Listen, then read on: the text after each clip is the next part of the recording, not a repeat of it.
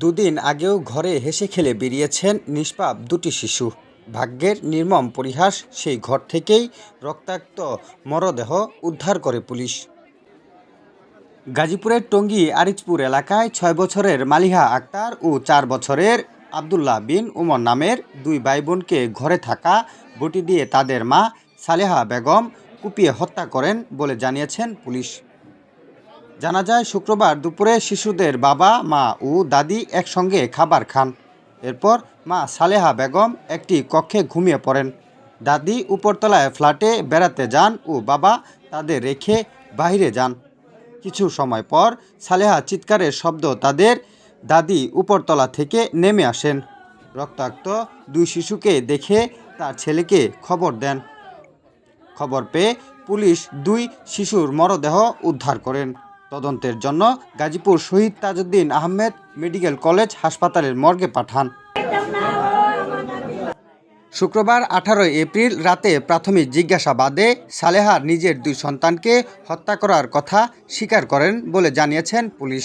তবে কী কারণে তিনি সন্তানদের হত্যা করেছেন সেই বিষয়ে কোনো তথ্য দেননি।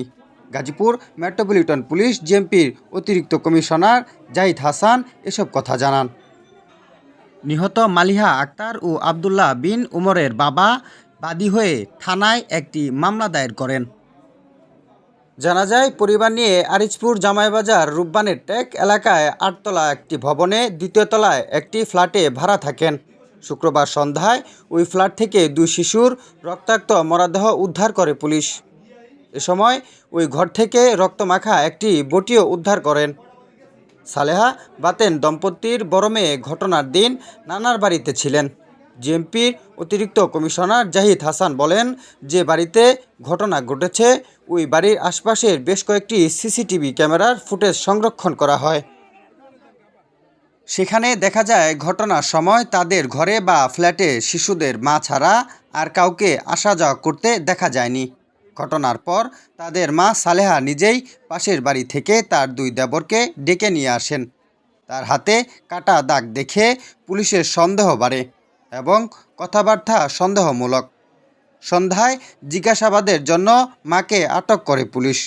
পরে পুলিশের প্রাথমিক জিজ্ঞাসাবাদে মধ্যরাতে দুই সন্তানকে হত্যা করার কথা স্বীকার করেন মা সালেহা বেগম।